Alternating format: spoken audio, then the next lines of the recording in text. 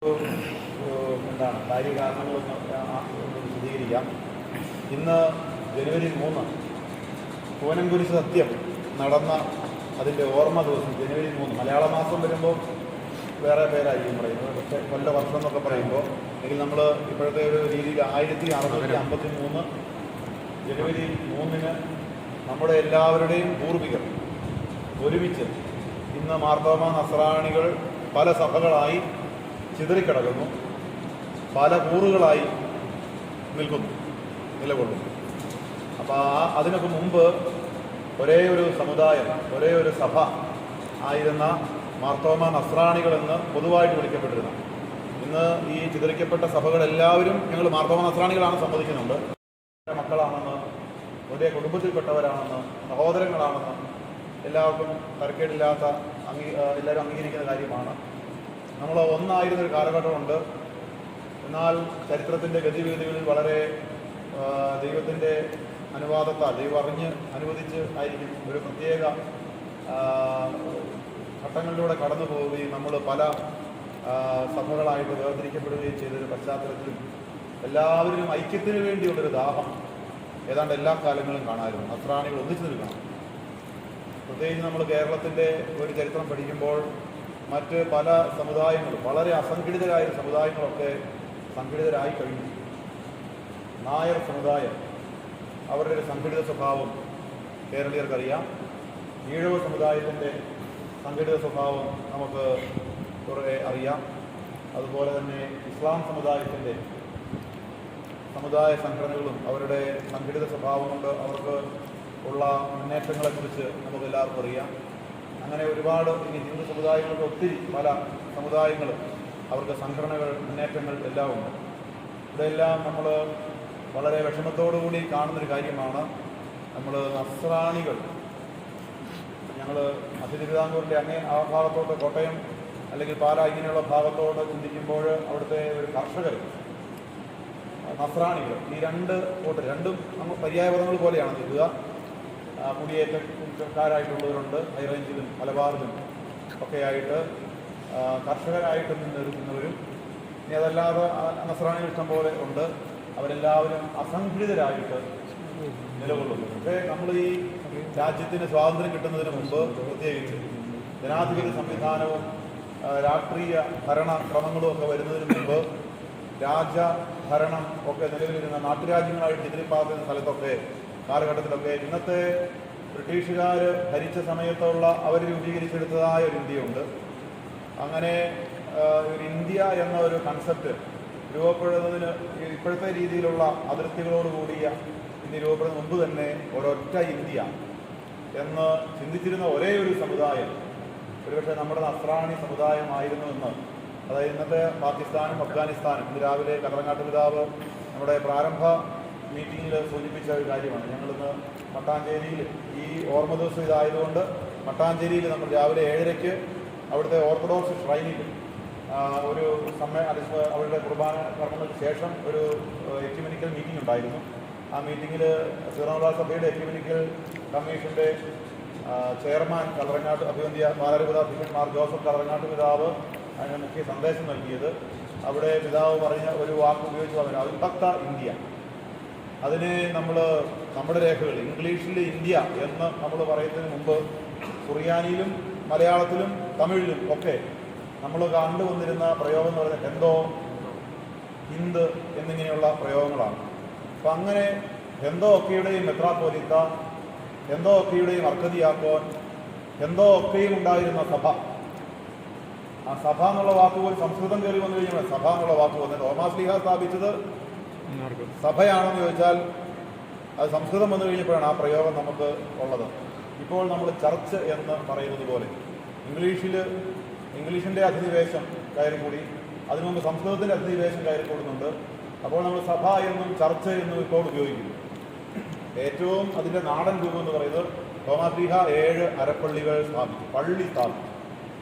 ഏറ്റവും വളരെ ശുദ്ധമായ ഒരു പ്രയോഗമാണ്. അതുപോലെ പിന്നെ നമ്മൾ വേറെ കാണുന്നതാണ് സ്ലീവ നാട്ടി, ഇങ്ങനെയുള്ള വാക്കുകളൊക്കെയാണ് കാണുക. പാലായിലൊക്കെ ആണെങ്കിൽ മാർ സ്ലീവ പള്ളികളുണ്ട്. യൂറോപ്യൻ മിഷനുമാർ വരുന്നതിന് മുമ്പ് ഉള്ള പള്ളികളുടെ പേരുകൾ സ്ലീവ, ഇവിടെ ഈ യാക്കോബായ സഭയിൽ എപ്പോഴും നമ്മൾ ഈ സ്ലീബ അത് നിരന്തരം ഉപയോഗിക്കാറുള്ള വാക്കാണ്. അത് ഈശോയെയാണ് സ്ലീബ എന്ന് നമ്മൾ വിളിച്ചിരുന്നത്. ഒരു വസ്തു എന്നുള്ളതിനാണെങ്കിൽ വേറെ വാക്കുകളുണ്ട്. സ്കീപ്പ എന്നുള്ള വാക്കാണ് നമ്മുടെ പുരാതന രേഖകളിലുള്ളത്. അതേസമയം തന്നെ മാർത്ത് മറിയം പള്ളി, മാർ തോമാസ് ശ്ലീഹ എന്ന് പറയുന്നത് പോലെ, മാർ യോഹന്നാൻ മാംദാൻ എന്ന് പറയുന്നത് പോലെ മാർ സ്ലീവ പള്ളിയുണ്ടെങ്കിൽ അത് വസ്തുവായിട്ടല്ല, അത് വ്യക്തിയായിട്ടാണ് കാണുക. അതായത് നമുക്ക് ഒരുപാട് പ്രത്യേകതകളുണ്ടായി. അപ്പോൾ അങ്ങനെ ഒന്നായിരുന്ന ഒരു സമൂഹത്തിൻ്റെ ആ ഒന്നിപ്പിൻ്റെ കാലത്തെ അരൂപി, ആ ഒന്നിപ്പിൻ്റെ കാലത്തെ ആ ഒന്നിപ്പിച്ചിരുന്ന ഒരുപാട് ഘടകങ്ങളുണ്ട്.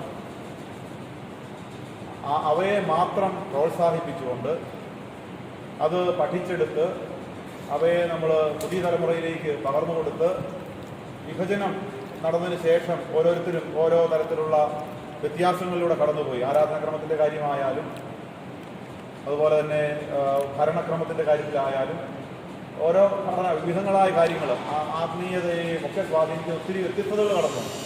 ഓരോ സഭയ്ക്കും അവരവരുടെ പാരമ്പര്യങ്ങൾ വലുതായതുകൊണ്ട് നമ്മൾ അവയെല്ലാം മാനിച്ചുകൊണ്ട് സഹോദരങ്ങളായിട്ട് കണ്ടുകൊണ്ട് രണ്ടാമത്തെ സുഹൃത്തിൽ പറഞ്ഞിരിക്കുന്ന വാക്കുകൾ ഇതാണ്: വിഭജനത്തിന് രണ്ടിടത്തും കാരണങ്ങളുണ്ട്, രണ്ടുപേർക്കും ഉത്തരവാദിത്വങ്ങളുണ്ട്. ഒരു കൂട്ടരിൽ മാത്രം നമ്മൾ വിഭജനത്തിൻ്റെ ഉത്തരവാദിത്വമോ കുറ്റമോ ആരോപിക്കാൻ പാടില്ല. രണ്ടു കൂട്ടർക്കും അതിനകത്ത് ഉത്തരവാദിത്വമുണ്ട്.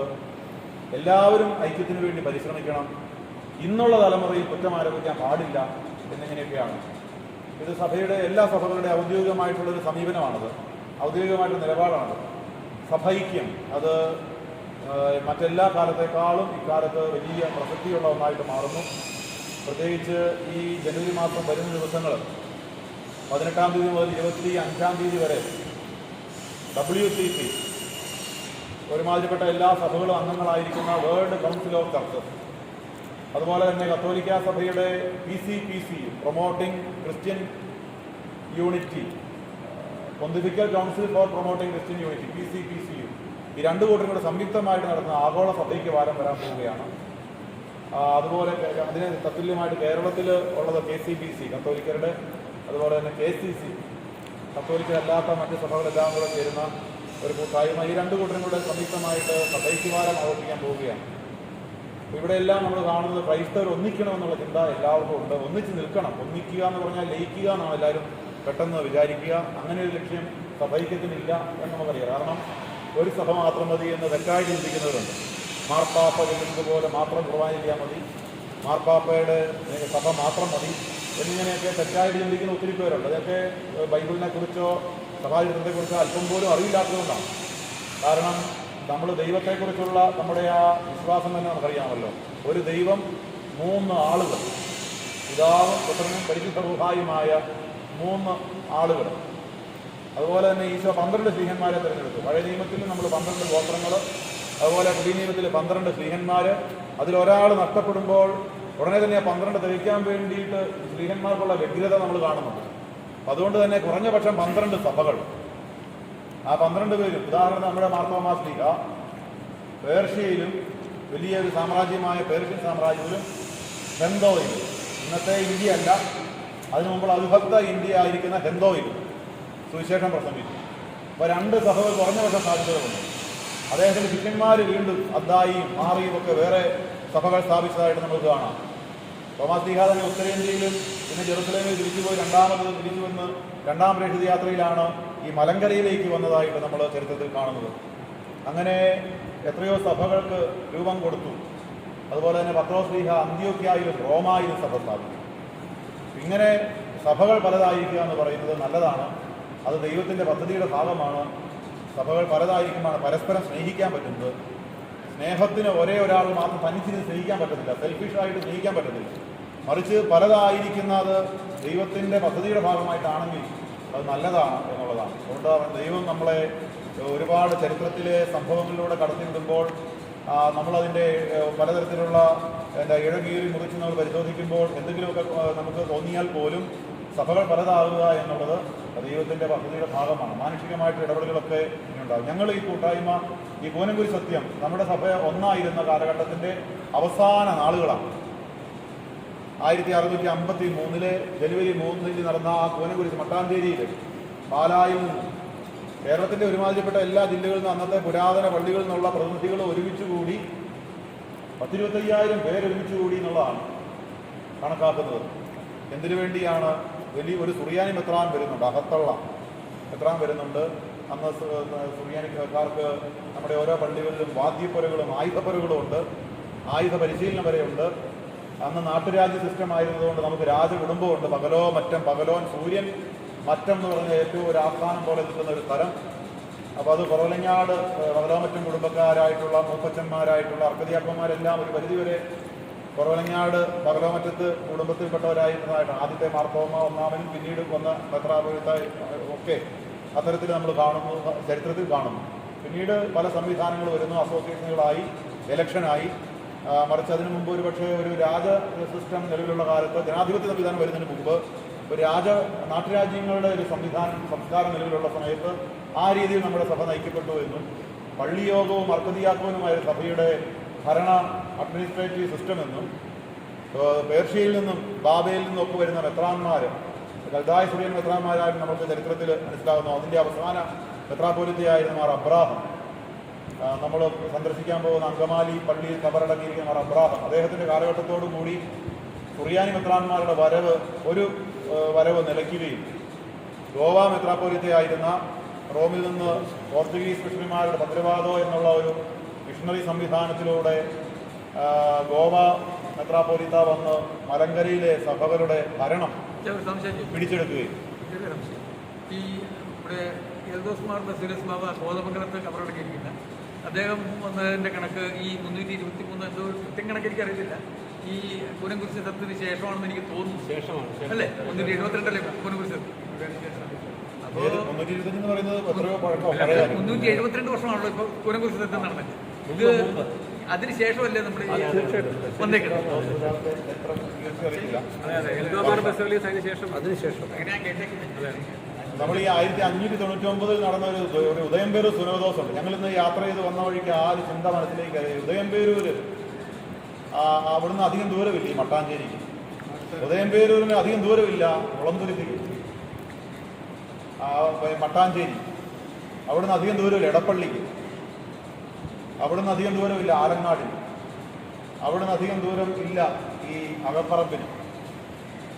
സാപ്പോർ, ക്രോത്ത്, അന്തീശങ്ങളെന്ന്, ദ സെയിൻസ് എന്ന് നമ്മുടെ പൂർവികർ കരുതി പോകുന്ന, പിന്നീട് ഉദയംപേരൂർ സുനോദോസിൽ ആ 2 വിശുദ്ധരുടെ പേര് മാറ്റി യൂറോപ്യൻ വിശുദ്ധരായിട്ടുള്ള ഗർവാസീസ് ബ്രദേഴ്സ് എന്ന ട്വിൻസിനെ പുനഃപ്രതിഷ്ഠിച്ച് മറ്റവരെ, കാരണം സുറിയാനി കാണുന്നിടത്തെല്ലാം ഒരു നെസ്തോറിയൻ പാഷണ്ഡത കാണുന്നു. കുർബാനക്രമത്തിൽ കാണുന്നു, പ്രാർത്ഥനാക്രമത്തിൽ കാണുന്നു, ആത്മീയതയിൽ കാണുന്നു, സുറിയാനി സഭകളിലെല്ലാം അവർ കാണുന്നു. ആ തരത്തിൽ ഒരു പ്രത്യേക രീതിയിൽ അതിനെല്ലാം യൂറോപ്പിൻ്റെ മറ്റ് പശ്ചാത്തലമുണ്ട്. അവിടെ ട്രെൻഡ് കൗൺസിൽ നടക്കുന്നു, അവിടെ പ്രൊട്ടസ്റ്റന്റ് വിപ്ലവം നടക്കുന്നു, പുതിയ സഭകൾ പൊട്ടിമുളയ്ക്കുന്നു, അവിടെ സഭ വിഭജിക്കപ്പെട്ടുകൊണ്ടിരിക്കുന്നു. അതിന് അടിസ്ഥാനപരമായിട്ട് കാരണം വചനം വിശുദ്ധഗ്രന്ഥം എടുത്ത് ഓരോരുത്തരും വ്യാഖ്യാനിച്ച് തോന്നുന്നത് പോലെ വ്യാഖ്യാനിച്ച് പോയി. അതുകൊണ്ട് അവരവിടെ ബൈബിൾ വായിക്കേണ്ടെന്ന് അവിടെ തീരുമാനമെടുക്കുന്നു. അതുകൊണ്ട് ആ വരുന്ന മിഷണന്മാർ ഇവിടെ വന്ന് സങ്കീർത്തനങ്ങൾ ആലപിച്ച് മാത്രം പ്രാർത്ഥിച്ചുകൊണ്ടിരുന്ന സുറിയാനി ക്രിസ്ത്യാനികൾ, നസ്രാണികൾ, നിയമവും പ്രവചനങ്ങളും മറ്റു ലിഖിതങ്ങളും വായിച്ച് പ്രാർത്ഥിച്ചുകൊണ്ടിരുന്ന, നമസ്കാരം നടത്തിക്കൊണ്ടിരുന്ന പള്ളികളിലും വീടുകളിലും പുറത്തും പള്ളിക്കകത്തും പുറത്തും കൂട്ടായ്മകൾ, യഹൂദ സിനഗോഗിൽ പ്രാർത്ഥിക്കുന്നത് പോലെ ഗ്രാമങ്ങളിൽ സാധിക്കുന്ന പോലെയൊക്കെ കൂട്ടായ്മകൾ പ്രാർത്ഥിച്ചുകൊണ്ടിരുന്ന സുറിയാനി ക്രിസ്ത്യാനികൾ വേദപുസ്തകം ഉപയോഗിച്ച് പ്രാർത്ഥിക്കും. അത് യൂറോപ്പിലെ പ്രത്യേക ഒരു തീരുമാനം അനുസരിച്ച് അവരിവിടെ തീക്ഷ്ണതപൂർവ്വം അവരിവിടെ എത്തിക്കഴിഞ്ഞപ്പോൾ അവർ ബൈബിൾ ഉപയോഗിക്കേണ്ട എന്ന രീതിയിലുള്ള തീരുമാനങ്ങളൊക്കെ ഇവിടെ വരുന്നു. ഒരുപാട് അതുപോലെ 100-ലധികം തീരുമാനങ്ങൾ ഒക്കെ നടപ്പാക്കി. അതിനോട് ഒരു അമർഷം ഭരണത്തിൽ കയറി ഇടപെടുന്നു, നമ്മുടെ ആരാധനാക്രമത്തിൽ കയറി ഇടപെടുന്നു. അങ്ങനെ ഒരു തരത്തിൽ പറഞ്ഞാൽ പോർച്ചുഗീസ് വൽക്കരണം നടക്കുന്നുണ്ട്. അതുപോലെ പിന്നീട് അങ്ങനെ ഇരിക്കുന്ന പശ്ചാത്തലത്തിലാണ് തലമുറകൾക്ക് ശേഷം അസ്വസ്ഥത അണപൊട്ടുന്ന ഒരു സാഹചര്യം, പ്രത്യേകിച്ച് അകത്തുള്ള മെത്രാൻ്റെ ഒരു മരണവും ആയിട്ട് ആ വാർത്തയുമായിട്ട് ബന്ധപ്പെട്ട മട്ടാഞ്ചേരി പടിയോല അവിടെ ഒരുമിച്ചുകൂടി കുരിശിൽ ദൈവത്തിൽ ആശ്രയിച്ച്, കുരിശിലാണ് ദൈവായിൽ ആശ്രയിച്ച് നമ്മൾ അതിൽ ആരാത്ത് കെട്ടി നമ്മുടെ പൂർവികർ വൈദേശിക ആധിപത്യത്തിനെതിരെ, ഇവിടെ നമ്മളെ നേരിട്ട് നയിച്ചുകൊണ്ടിരുന്നവരുടെ കൊള്ളരുതായ്മകൾക്കെതിരെ ആണെന്ന ആ സത്യത്തിൻ്റെ ഓർമ്മ ദിവസമാണ് ഇന്ന്. ഇങ്ങനെയൊരു യാത്ര നടത്താമെന്ന് തീരുമാനം. മട്ടാഞ്ചേരിക്ക് പോവാം. മട്ടാഞ്ചേരി എന്ന് പറയുന്ന ആ ഒറ്റ പുനരുദ്ധത്തിൽ കൊണ്ട് തീരുന്നില്ല എന്നുള്ളതാണ്. മട്ടാഞ്ചേരി ഇത് തീരുമാനിച്ചു, അത് മട്ടാഞ്ചേരി സത്യത്തിൻ്റെ ഭാഗമാണ്. എടപ്പള്ളിയിൽ കൂടാം. അങ്ങനെ ഏതാനും മാസങ്ങൾക്ക് ശേഷം എടപ്പള്ളിയിൽ കൂടി. അപ്പോൾ അതും ഇതിൻ്റെ തന്നെ അടുത്ത ഘട്ടമാണ്. അതുപോലെ പിന്നീട് എടപ്പള്ളിയിൽ കൂടി തീരുമാനിക്കുകയാണ് പെന്തക്കോസ്താ തിരുനാൾ നമുക്ക് ആലങ്ങാട് വീണ്ടും ഒരുമിച്ച് കൂടാം. എത്രയോ ദൂരദേശങ്ങളിൽ നിന്നും ഇന്നത്തെ പോലെ ഗതാഗത സംവിധാനമില്ലാതെ ഇന്നുപോലും നമ്മൾ കാറോടിച്ച് മടുപ്പിച്ചു. പക്ഷേ കാടും മേടും കടന്ന് തോടും പുഴയും ആറും കടന്ന് ഇത്രയും ക്ലേശകരമായ യാത്ര ചെയ്ത് ഈ 3 സ്ഥലങ്ങൾ ഒരുമിച്ച് ആലങ്ങാട് അന്നത്തെ അർക്കതിയാക്കോനെ 12 വൈദികർ, ആ 12 വൈദികരിൽ ഞങ്ങളുടെ പാലാ പ്രദേശത്തു നിന്നുള്ള കുറവലങ്ങാട് ഇടവക്കാരൻ തന്നെയാണ് മാർത്തോമ ഒന്നാമൻ അഥവാ അർക്കതിയാക്കോൻ മാർത്തോമ. പിന്നെ ആ ഇടവക്കാരൻ തന്നെ അദ്ദേഹത്തിൻ്റെ അനന്തരവൻ കസിൻ ബ്രദറായിട്ടുള്ള പറമ്പിൽ പള്ളി വീട്ടിൽ ചാണ്ടി കത്തനാര്, ആ പ്രദേശത്തുള്ള കടുത്തുരുത്തി ഇടവക്കാരൻ കടവിൽ ചാണ്ടി കത്തനാര്, ആ പ്രദേശത്തിന് കുറച്ചുകൂടി അപ്പുറത്ത് ചങ്ങനാശ്ശേരിക്കും അപ്പുറത്തുള്ള കല്ലിശ്ശേരി എന്ന് പറയുന്ന പ്രദേശത്തുള്ള ആഞ്ഞിലിമൂട്ടിൽ ഇട്ടിത്തമ്മൻ കത്തനാര്, ആ 12 പേരിൽ ഒരാൾ അകപ്പറമ്പ് ജോർജ് വർഗീസ് എന്ന 12 പേരുടെ പേര് കൃത്യമായിട്ട് ഉണ്ട്. ആ 12 പേരുടെയും പേര്. അപ്പം നമ്മളെല്ലാം ഒന്നായിരുന്നു. ഇന്ന് നമ്മൾ കേട്ടു, സഹോദരന്മാരായിട്ട് നമുക്ക് കാണാൻ സാധിച്ചെങ്കിൽ നല്ലതാണ്. അപ്പം അതുകൊണ്ടാണ് ഇന്നത്തെ ദിവസം ഇങ്ങനെ യാത്രയ്ക്ക് വേണ്ടി തിരഞ്ഞെടുത്തത്. ഇത് വളരെ അൺഒഫീഷ്യലായിട്ടുള്ള ഒരു സംഭവമാണ്. പ്രത്യേകിച്ച് ഒന്നിൻ്റെയും പേരിലല്ല, ചരിത്രബോധമുള്ള സമുദായബോധമുള്ള കുറച്ച് പേര് അങ്ങോട്ടും ഇങ്ങോട്ടും ഞങ്ങൾ സംസാരിച്ചു. നസ്രാണി മാപ്പിള സമുദായത്തിൻ്റെ പേരിലുള്ള ഒരു യാത്രയാണ്. ഇതിനകത്ത് സംഘടിത സ്വഭാവമുള്ള സംഘടനകളിലുള്ളവരുമുണ്ട്, അല്ലാത്തവരുമുണ്ട്. ഞാൻ സീറോ മലബാർ സഭയുടെ എക്യുമെനിക്കൽ കമ്മീഷൻ്റെ സെക്രട്ടറി ആയിട്ട് ഈ അടുത്ത കാലത്ത് നിയോഗിക്കപ്പെട്ടു. അതിനു മുമ്പ് തന്നെ ഇത്തരത്തിലുള്ള മൂവ്മെൻറ്റുകൾ അല്ലെങ്കിൽ ഇത്തരത്തിലുള്ള പരിശ്രമങ്ങൾ ഞങ്ങൾ നേരത്തെ ഈ അകപ്പറമ്പ് പള്ളിയിൽ സാബോർ പ്രോത്തിൻ്റെ തിരുനാൾ ദിവസം ഈ 2 പള്ളികളിലും കയറി ഇറങ്ങി പോയവരാണ് യൂത്തുമായിട്ട് വന്നത്. അതുപോലെ ഏതാനും വർഷങ്ങൾക്ക് മുമ്പ് ഈ പറയുന്ന മട്ടാഞ്ചേരിയിലെ പള്ളികളിലും അതുപോലെ തന്നെ ഇതുപോലെ തന്നെ എടപ്പള്ളിയിലും ആലങ്ങാടും അങ്കമാലി പള്ളികളിലും ഒക്കെ യാത്ര ചെയ്ത് പോയവരാണ്. എല്ലാ വർഷവും ഇതുപോലെ നമ്മൾ നസ്രാണികൾ ഒരുമിച്ച് യാത്ര ചെയ്യുന്നത് എന്തിനു വേണ്ടിയിട്ടാണെന്ന് ചോദിച്ചാൽ നമ്മളൊന്നാണ്, ഒന്നിച്ചാണ്. നമ്മൾ ഒന്നിച്ച് നിൽക്കണം. കേരളത്തിലെ ക്രൈസ്തവർ ഒന്നിച്ച് നിന്ന്, നമ്മുടെ രാജ്യത്ത് ക്രൈസ്തവർ ഒന്നിച്ച് നിന്ന് ഒരുപാട് കാര്യങ്ങൾ നമുക്ക് ചെയ്യാനുണ്ട്. കർത്താവിൻ്റെ വലിയൊരു സ്വപ്നമുണ്ട്. ഈ ഭൂമിയിൽ ദൈവരാജ്യം സ്ഥാപിക്കുക എന്നുള്ള മഹത്തായ സ്വപ്നം നേടുന്നതിന് വേണ്ടി നമ്മൾ ഒറ്റയ്ക്കൊറ്റയ്ക്ക് നിന്ന് ഒരുമിച്ച് തകരാനിടയാവരുത്. കർത്താവിൻ്റെ വലിയ സ്വപ്നം പാഴാകാനിടയാവരുത്. നമ്മളിൽ അനൈക്യം, അത് സാത്താൻ്റെ പ്രവൃത്തിയാണ്. അനൈക്യം, ഐക്യമാണ് ദൈവത്തിൻ്റെ അരൂപിയുടെ പ്രവർത്തനം എന്ന് പറയുന്നത്. ലക്ഷണം എന്ന് പറയുന്നത് ഐക്യമാണ്, സ്നേഹമാണ്. അപ്പം അതുകൊണ്ട് നമ്മളെല്ലാവരും വീണ്ടും വീണ്ടും ഈ അകലങ്ങളൊക്കെ കാണും, മുറിവുകൾ കാണും, ഉണങ്ങാത്ത മുറിവുകൾ കാണും. അത് നമ്മൾ നിരന്തരം പറഞ്ഞുകൊണ്ടിരുന്നിട്ടും നമ്മൾ മുറിവിൽ നിരന്തരം കുത്തി അല്ലെങ്കിൽ അതുകൊണ്ട് നമ്മൾ തോണ്ടി അതിനെ വീണ്ടും വീണ്ടും അസ്വസ്ഥപ്പെടുത്തിക്കൊണ്ടിരിക്കുന്നതിനേക്കാളും നമ്മൾ ആ മുറിവുകൾ ഉണക്കാനുള്ള സാധ്യതകൾ എന്താണെന്ന് നിരന്തരം സംസാരിച്ചുകൊണ്ടും സ്നേഹിച്ചുകൊണ്ടും ഇരിക്കുക. അതുപോലെ തന്നെ നമ്മുടെ അകലങ്ങളുണ്ടെങ്കിൽ അത് കുറച്ചുകൊണ്ടിരിക്കുക.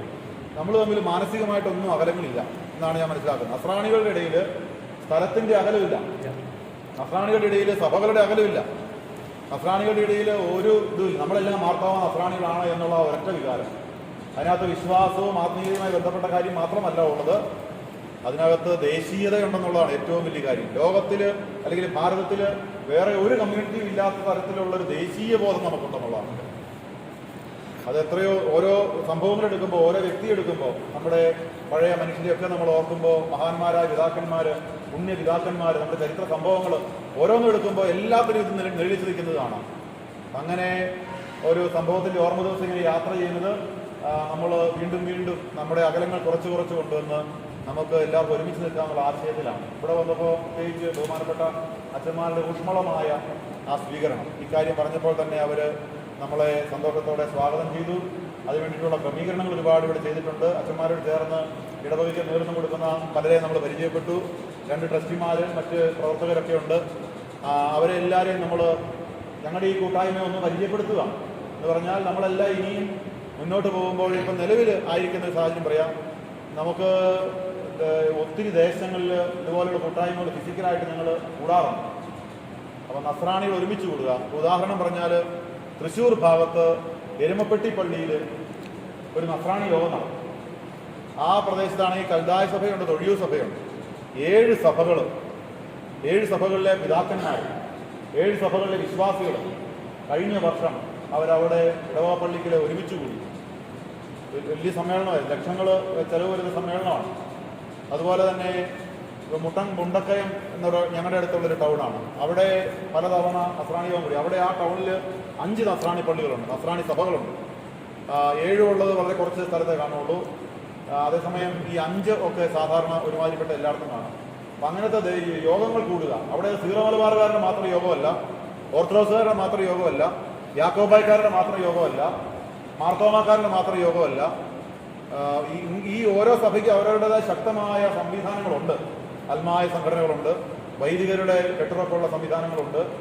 അതിനൊക്കെ അപ്പുറത്തേക്ക്, വേലിക്കെട്ടുകൾക്കൊക്കെ അപ്പുറത്തേക്ക് കുറച്ചുകൂടെ വിശാലമായ ഒരു സമുദായ ബോധമുള്ള സമുദായ കൂട്ടായ്മയെക്കുറിച്ചാണ് ഈ പറഞ്ഞു വരുന്നത്. അതിനകത്ത് തിരിവുകളൊന്നും നമുക്കില്ല. ഇപ്പം ഞങ്ങൾ പാലായിൽ നിന്ന് വന്നിട്ടുണ്ട്. ഈ മട്ടാഞ്ചേരിയിലൊക്കെ പാലായിൽ നിന്ന് അന്ന് വന്നിരുന്നു ഇപ്പോൾ സൂചിപ്പിച്ചല്ലോ.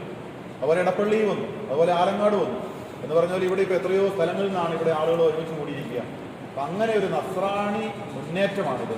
നസ്രാണി സമുദായ മുന്നേറ്റമാണ്. ഇതൊരു സംഘടന എന്ന രീതിയിലല്ല നമ്മളിതിനെ കാണുന്നത്. ഇതൊരു മൂവ്മെൻ്റാണ്, ചലിച്ചുകൊണ്ടിരിക്കുകയാണ്. അതിൻ്റെ ഭാഗമായിട്ട് അവരവർക്ക് സാധിക്കുന്നതൊക്കെ അവരവർ ചെയ്യുന്നു.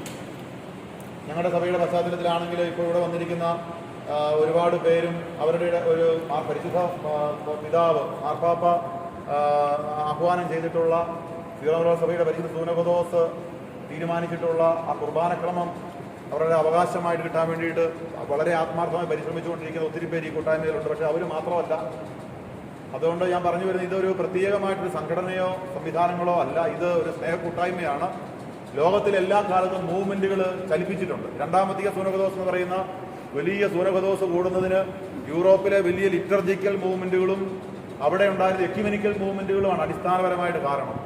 ആളുകൾ ഇങ്ങനെ അനങ്ങിക്കൊണ്ടിരിക്കുകയാണ്. ആളുകളിങ്ങനെ പൊട്ടിത്തെറിക്കാൻ വേണ്ടിയിട്ട് ഇങ്ങനെ വെമ്പൽ കൊണ്ടിരിക്കുന്ന സമയത്ത് റോമിലെ മാർപ്പാപ്പ, അന്നത്തെ ജോൺ 23 മാർപ്പാപ്പ വിപ്ലവകരമായ ഒരു തീരുമാനം എടുക്കണം. നമുക്കൊരു സാർവത്രിക സൂനകദോസ് കൂടാം, ഒരു എക്യുമെനിക്കൽ കൗൺസിൽ കൂടാമെന്ന് അദ്ദേഹം തീരുമാനിക്കുകയാണ്. അതാണ് ഈ മൂവ്മെൻറ്റുകളുടെ പ്രത്യേകത.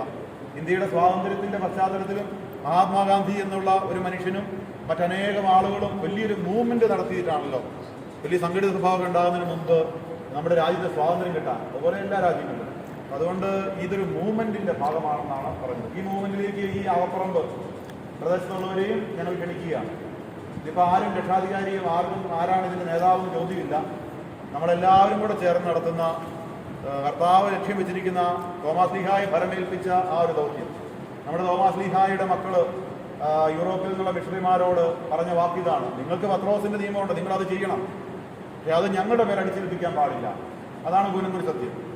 ഞങ്ങൾക്ക് തോമായുടെ മാർഗമുണ്ട്, തോമായുടെ നിയമമുണ്ട്, തോമായുടെ സിംഹാസനമുണ്ട്.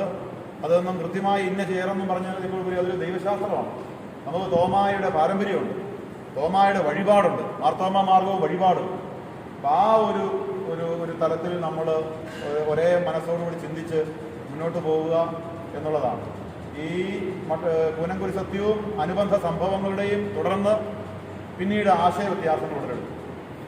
ആ കൈവയ്പ് സാധുവാണോ അസാധുവാണോ, അസാധുവാണെങ്കിൽ എന്ത് ചെയ്യാൻ പറ്റും എന്നിങ്ങനെയുള്ള ആശയ വ്യത്യാസങ്ങളുടെ പേരിലാണ് നമ്മൾ 2 കൂറ് 1600-കളിൽ വിളിക്കപ്പെട്ട് തുടങ്ങി 1650-കൾക്ക് ശേഷം 1655-ന് ശേഷം ആണ് പുത്തൻ കൂറെന്നും പഴയ കൂറെന്നും 2 കൂറായിട്ട് നമ്മൾ മാറി. പിന്നെ ഈ 2 കൂറിൽ വീണ്ടും പുതിയ കൂറുകൾ പല പല കൂറുകളായിട്ട് മാറുന്നതാണ് നമ്മൾ കാണുക. അങ്ങനെ 7-ലധികം കൂറുകൾ ആയിട്ടാണ് നമ്മളിപ്പോൾ നിലകൊള്ളുക. അതെല്ലാം ഇങ്ങനെ സംഭവിച്ചുകൊണ്ടിരിക്കും. ഇനി പുതിയ ഒന്നും സംഭവിക്കാതിരിക്കട്ടെ, ഒരു സഭയിലും പുതിയ സഭകൾ ഉടലെടുക്കാതിരിക്കട്ടെ, പിളർപ്പുകൾ ഉണ്ടാകാതിരിക്കട്ടെ. അതുകൊണ്ട് നമ്മൾ ഐക്യത്തിന് വേണ്ടി നിരന്തരം പരിശ്രമിക്കുകയാണ്. ഇത് സഭയുടെ ഒരു ഔദ്യോഗിക പ്രബോധനമാണ്, എല്ലാ സഭകളുടെയും. ഓരോ വിശ്വാസി ഈശോയെ കൊടുക്കാൻ ഉത്തരവാദിത്തപ്പെട്ടവനാണ്, പ്രേക്ഷിതനാണ് എന്ന് പറയുന്നത് പോലെ തന്നെ ഓരോ വിശ്വാസിയും എക്യുമെനിക്കലായിരിക്കണം, കൂട്ടായ്മയ്ക്ക് വേണ്ടിയുള്ള വക്താവായിരിക്കണം. അത് സഭയുടെ ഔദ്യോഗിക ദൈവശാസ്ത്ര കമ്മീഷനുകളോ സഭയുടെ മെത്രാന്മാരുടെ മാത്രം ഉത്തരവാദിത്വമല്ല, ഓരോ വിശ്വാസിയുടെയും ഉത്തരവാദിത്വമാണ്. ഓരോ വിശ്വാസിയും അവരവരുടെ സഭയുടെ ചരിത്രം പഠിച്ച് പാരമ്പര്യങ്ങൾ മനസ്സിലാക്കി അത് വിശ്വസ്തയോടുകൂടി തുടർന്നുകൊണ്ട് പോവുകയും മറ്റുള്ള പാരമ്പര്യങ്ങളെയും സഭകളെയും എല്ലാം മാനിച്ച് ബഹുമാനിച്ച് ആദരിച്ച് ഉൾക്കൊണ്ട് സ്നേഹത്തോടുകൂടി പോവുകയും നമ്മളെല്ലാവരും ഒന്നിച്ചു നിൽക്കാമെന്നുള്ള എക്യുമെനിക്കലായിട്ട് നീക്കൊണ്ടിരിക്കുകയും ചെയ്യണം എന്നുള്ളതാണ്. അത്തരത്തിലുള്ള വാർത്തകൾ ഇങ്ങനെ അങ്ങിങ്ങായിട്ട് പ്രചരിപ്പിച്ചു. പലരും മൗത്ത് ടു മൗത്ത് സംസാരിച്ചു. ചിലർ അത് സോഷ്യൽ മീഡിയയിലൂടെ കണ്ടു. വലിയ വാർത്തയായിട്ടൊന്നും പ്രചരിപ്പിച്ചിട്ടില്ല. പക്ഷേ ഇതൊരു വികാരമാണ്. അപ്പോൾ ആ വികാരത്തെ നമുക്ക് തടഞ്ഞു നിർത്താൻ പറ്റത്തില്ല. കാരണം ഇത് പരിശുദ്ധാരൂപിയുടെ ഒരു വലിയ പ്രവർത്തനമാണ്, കാലഘട്ടത്തിൻ്റെ ഒരു വലിയ ആവശ്യമാണ്. ആരിതിന് മുൻകൈ എടുക്കും, എന്താണ് ഇതിന് സാധ്യത, ഏത് വേദിയാണ് ഇതിനുള്ളത് എന്നുള്ളതാണ് നമ്മൾ ചിന്തിച്ചുകൊണ്ടിരിക്കുന്നത്. അപ്പോൾ അതിന് എത്രയോ സാധ്യതകളുണ്ടാകട്ടെ. ഒരുപാട് സാധ്യതകൾ ചില ഗ്രാമങ്ങളിലും ചില നഗരങ്ങളിലും ഒക്കെ എക്യുമെനിക്കൽ കൂട്ടായ്മകൾ ഓൾറെഡി ഉണ്ട്. ക്രിസ്മസ് വരുമ്പോൾ പ്രത്യേകിച്ച് നമ്മൾ കാണുന്നതാണ്. അവർ എക്യുമെനിക്കൽ ക്രിസ്മസ് ആഘോഷങ്ങളൊക്കെ അതാത് സ്ഥലങ്ങളിലെ പള്ളികൾ. ഇതൊരു നസ്രാണി കൂട്ടായ്മയാണ്. നസ്രാണികൾ എന്ന് പറയുന്നത് ഇപ്പോൾ ലത്തീൻ സഭയിലാണെങ്കിലും CSI പോലെയുള്ള സഭകളിലും സിറിയൻസ് ഉണ്ട്. അതായത് നസ്രാണികൾ അവരുടെ ഇടയിലുണ്ട്. അപ്പോൾ അവർ നസ്രാണികളാണ് എന്ന് അവകാശപ്പെടുന്നവർ, കൃത്യമായ ചരിത്രപരമായിട്ട് അവർക്ക് അവകാശപ്പെടാനുണ്ടെങ്കിൽ അവർക്ക് ഈ നസ്രാണി മൂവ്മെൻറ്റിൻ്റെ ഭാഗമാകാം. ക്രൈസ്തവരുടെ ഇടയിൽ വേറെ സമുദായങ്ങളുണ്ട്. ഉദാഹരണം, കഴിഞ്ഞ ദിവസങ്ങളിൽ ലത്തീൻ സമുദായത്തിൻ്റെ വലിയൊരു യോഗം വർഷങ്ങളായിട്ട് കൂടിക്കൊടുത്ത് വളരെ മനോഹരമായിട്ട് കഴിഞ്ഞ ദിവസം കൂടുകയും അവരുടെ നിലപാടുകൾ ഔദ്യോഗികമായിട്ട് അറിയിക്കുകയും ചെയ്തു. ക്രൈസ്തവരിലെ ഒരു സമുദായമാണ്. അതുപോലെ അരയ സമുദായം, CSI സഭയിലെ അരയ സമുദായവും അവർക്കുള്ള SC ST സംവരണത്തെയും കുറിച്ച് നിങ്ങൾക്കറിയാമല്ലോ. ലത്തീൻ ക്രൈസ്തവരാണെന്നുള്ള പേരിലുള്ള സംവരണത്തെക്കുറിച്ച് നമുക്കറിയാമോ. അതാണ് സംഘടിത സ്വഭാവമുള്ളവരുടെ പ്രത്യേകത. മറിച്ച് അസംഘടിതരായിട്ടുള്ളവർ, മുന്നോക്കക്കാരെന്ന് വിധിക്കപ്പെട്ടവർ കണക്കെടുത്തു കഴിഞ്ഞാൽ 90%-ലധികം ആളുകളും, അച്ഛനിപ്പോൾ ഇവിടെ ഈ ഇടവകയിൽ 20%-ഓളം പേര്, 1 ലക്ഷത്തിലധികം സാലറി ഉള്ളവർ അല്ലെങ്കിൽ സാമ്പത്തിക സ്രോതസ് ഉള്ളവരുണ്ട് എന്ന് പറയുമ്പോഴും ഞങ്ങളുടെയൊക്കെ അനുഭവം പാലായിൽ പ്രത്യേകിച്ച് സർവേ ഒക്കെ നടത്തി കഴിഞ്ഞപ്പോൾ കോശി കമ്മീഷന് വേണ്ടി ക്രൈസ്തവരുടെ പിന്നാക്കാവസ്ഥ, സാമ്പത്തിക, വിദ്യാഭ്യാസ, സാമൂഹിക മേഖലകളിലെ പിന്നാക്കാവസ്ഥ പഠിക്കാൻ വേണ്ടി രാഷ്ട്രീയപരമായ നേട്ടങ്ങൾക്ക് വേണ്ടിയാണോ അല്ലയോ എന്നുള്ളതെല്ലാം നമ്മൾ സംശയിക്കുന്നെങ്കിൽ പോലും നമ്മുടെ കോശി കമ്മീഷനെ നിയമിച്ചു. അദ്ദേഹത്തിന് വേണ്ടിയിട്ട് റിപ്പോർട്ട് കൊടുക്കാൻ വേണ്ടി പാലാരൂപതയുടെ ഒരു സർവേ പോലെയുള്ള കാര്യങ്ങളും നിവേദനങ്ങളും സമർപ്പിക്കാൻ വേണ്ടിയിട്ട് അന്ന് യൂത്തിൻ്റെ ഡയറക്ടറായിരുന്നുകൊണ്ട് പിതാവ് എന്നെ ഏൽപ്പിച്ചു. ഞങ്ങൾ യൂത്തിൻ്റെ പേരിൽ 12 ഇടവുകളിൽ സർവേ നടത്തി, റാൻഡം സർവേ സിസ്റ്റമാറ്റിക്കായിട്ടാണ് നടത്തിയത്. എന്ന് വെച്ചാൽ നമ്മുടെ ഇടയിലെ 90%-ലധികം ആളുകളും അതിദരിദ്രരാണ്, ഇക്കണോമിക്കലി വീക്കർ സെക്ഷൻ. നമ്മളിങ്ങനെ ഒരു ക്രീമി ലെയർ പോലെ മേൽത്തട്ടിൽ പാലിൻ്റെ മുകളിൽ പാട കിടക്കുന്നത് പോലെ സുറിയാനി ക്രിസ്ത്യാനികൾക്ക് ഇത്രയും സ്ഥാപനങ്ങളുണ്ട്, ക്രൈസ്തവർക്ക് ഇത്രയും ആശുപത്രികളുണ്ട്, ഇത്രയും വിദ്യാഭ്യാസ സ്ഥാപനങ്ങളുണ്ട്, ഞങ്ങൾക്ക് ഇത്രയും വൈദികരുണ്ട്, ഇത്രയും സിസ്റ്റേഴ്സുണ്ട്, ഇത്രയും സംവിധാനങ്ങളുണ്ട്, മെത്രാന്മാരിങ്ങനെ നല്ല ആടയാഭരണം കഴിഞ്ഞ് നിരഞ്ഞു നിൽപ്പുണ്ട് എന്നൊക്കെ കണ്ട് സ്വർണ്ണ കളറുള്ള കാപ്പയൊക്കെ ഇട്ട് കിരീടമൊക്കെ ധരിച്ച് നിൽക്കുന്നത് കണ്ടിട്ട് മറ്റ് സമുദായങ്ങളും ഒക്കെ വിചാരിക്കുന്നത് നമ്മൾ വലിയ സമ്പന്നരാണെന്നാണ്. പക്ഷേ യാഥാർത്ഥ്യം എന്താണ്? നമ്മുടെ ഇടയിൽ ഇക്കണോമിക്കലി വീക്കർ സെക്ഷൻ, EWS വിഭാഗത്തിൽപ്പെട്ട, എന്ന് വെച്ചാൽ കേരളത്തിൽ 2.5 ഏക്കറിൽ താഴെ ഭൂമിയുള്ളവർ, 4 ലക്ഷത്തിൽ കൂടുതൽ വാർഷിക വരുമാനം ഇല്ലാത്തവർ, 4 ലക്ഷത്തിൽ താഴെ വാർഷിക വരുമാനമുള്ളവർ. ഇന്ത്യയിലാണെങ്കിലോ 5 ഏക്കറിൽ താഴെ ഭൂമിയുള്ളവർ, 8 ലക്ഷത്തിൽ താഴെ വാർഷിക വരുമാനമുള്ളവർ. അവരെ വിളിക്കുന്ന പേരാണ് EWS. അപ്പോൾ നസ്രാണികൾ EWS വിഭാഗത്തിൽപ്പെട്ടവരാണ് 90%-ലധികവും. വളരെ വളരെ മൈനോറിറ്റി ആയിട്ടുള്ളവർ മാത്രമേ ഉള്ളൂ. അതായത് നമ്മുടെ ഇടയിലെ ഞെരുങ്ങുന്നവരെ നമ്മൾ കാണുന്നില്ല, പലപ്പോഴും നമ്മുടെ ഇടയിലെ കഷ്ടപ്പെടുന്നവരെ നമ്മൾ അറിയുന്നില്ല. ഇവിടെ ഒരുപാട് ചാരിറ്റി കാര്യങ്ങൾ നടത്തുന്നു പറഞ്ഞിട്ടപ്പോൾ നമുക്കൊക്കെ അത്ഭുതം തോന്നുന്നുണ്ട്. ഇതൊക്കെ എല്ലാ ഇടവകയിലും നടക്കേണ്ട കാര്യങ്ങളാണ്. ആരാധനയ്ക്ക് വേണ്ടി മാത്രമാണ് സഭ എന്ന് പലപ്പോഴും ചിന്തിച്ചു പോകുന്ന പ്രായോഗികമായിട്ടൊരു സമീപനം നമ്മൾ സ്വീകരിക്കാറുണ്ട്. പള്ളി സഭ എന്ന് കേട്ടുകഴിഞ്ഞാൽ ഉടനെ കുർബാന തർക്കം, പള്ളിയിലെ ആരാധന, ഇത് മാത്രമേ ഉള്ളൂ സഭ എന്നാണ് വിചാരിക്കുക. പള്ളി പട്ടക്കാർ അവരുടേതായ സംവിധാനങ്ങൾ, സീറോസഭയുടെ പശ്ചാത്തലത്തിൽ അച്ഛന്മാരും കന്യാസ്ത്രീകളും മെത്രാന്മാരും എന്നിങ്ങനെയുള്ള രീതിയിൽ തോന്നിപ്പോകുന്നു. പക്ഷേ അതല്ല സഭ. സഭയുടെ ഒരു മുഖം മാത്രമാണത്. സഭയ്ക്ക് പ്രായോഗികമായിട്ട് ഒരുപാട് കാര്യങ്ങളുണ്ട്. പ്രത്യേകിച്ച് പാവങ്ങളെ, പൗലോസ്ലീഹ പറയുന്ന വാക്കാണ്. പൗലോസ്ലീഹായ്ക്കെടുത്ത ഉത്തരവാദിത്വം കൊടുക്കുമ്പോൾ ഗലാത്യർ എഴുതിയ 2-ാം അധ്യായത്തിലെ ലേഖനത്തിലെ 10-ാം വാക്യം പറയാണ്, പാവങ്ങളെപ്പറ്റി ചിന്ത വേണം എന്ന് മാത്രമേ ഞങ്ങളെ ഉപദേശിച്ചോളെന്നാണ് പറഞ്ഞിരിക്കുന്നത്. ആരൊക്കെ? പത്രോസും യാക്കോബും യോഹന്നാനും പൗലോസ് സ്ലീഹായ്ക്കെടുത്ത ഉത്തരവാദിത്വം കൊടുത്തപ്പോൾ അവർ ഞങ്ങളെ ഓർമ്മിച്ച ഇക്കാര്യമാണ്. അന്നേരം പൗലോസ് സ്ലീഹ, എൻ്റെ ആത്മാർത്ഥമായ ആഗ്രഹവും അതുതന്നെ. അപ്പോൾ സഭയുടെ ഒരു പ്രധാനപ്പെട്ട ഒരു കാര്യം അതാണെന്ന് നമുക്ക് ഈ നസ്രാണി മൂവ്മെൻറ്റ് തെളിയിച്ചു കൊടുക്കണം എന്നുള്ളതാണ്. അതെല്ലാം സാധിക്കട്ടെ. അപ്പോൾ ഈ കൂട്ടായ്മയുടെ ഒരു വരവ്, അതിന് വേണ്ടിയിട്ടുള്ളൊരു പശ്ചാത്തലം അതൊക്കെ സൂചിപ്പിക്കുകയാണ് ചെയ്തത്. ഇന്നിപ്പോൾ ഒരു പ്രവൃത്തി ദിവസമായതുകൊണ്ട് കുറച്ച് പേര് ഒരു നമ്പർ, അല്ലെങ്കിൽ ഇത് ഇതിനേക്കാൾ വലിയ നമ്പർ കണ്ടേനെ. പാലായിൽ തന്നെ 3-4 ദേശങ്ങളിൽ നിന്ന്. ഇപ്പം നമ്മൾ ഈ നസ്രാണി പറയുമ്പോൾ നമ്മൾ സഭയുടെ പേരല്ല പറയുന്നത്, ഫൊറോനയുടെ പേരോ ഇടവകയുടെ പേരോ രൂപതയുടെ പേരോ അല്ല പറയുന്നത്. കാരണം സമുദായം എന്ന് പറയുന്നത് കുറച്ചുകൂടെ സാമൂഹികമായിട്ടുള്ള ഒരു മാനമുള്ള കാര്യമാണ്. അതുപോലെ നമ്മൾ സാധാരണ പറയേണ്ടത് പണ്ടുകാലത്താണെങ്കിലും പള്ളി യോഗവും ദേശക്കുറിയും ഒക്കെ ആയിരുന്നല്ലോ. അതുകൊണ്ട് കരയുടെയോ ദേശത്തിൻ്റെയോ പേര് വെച്ച് പറയുന്നതാണ് നല്ലത്. ഏത് നാട്ടുകാരനാണെന്ന് പറയുക. അപ്പോൾ അതാണ് നസ്രാണി എന്നുള്ള ആ ഒരു വികാരത്തിൽ വരേണ്ട ഒരു കാര്യം എന്ന് കൂടെ പൊതുവെ സൂചിപ്പിക്കുകയാണ്. ത്യാഗപൂർവ്വം ഈ യാത്രയിൽ പങ്കെടുത്ത എല്ലാവർക്കും നന്ദി പറയും. ഇവിടെ 1 മണി എന്ന് പറഞ്ഞ സമയം കൊണ്ട് ഞങ്ങൾ 1 മണിക്ക് തന്നെ കൃത്യം ഇവിടെ എത്താൻ പരിശ്രമിക്കുകയായിരുന്നു. അതിനിടയിൽ ഞങ്ങൾ കയറേണ്ടിയിരുന്ന 2 സ്ഥലം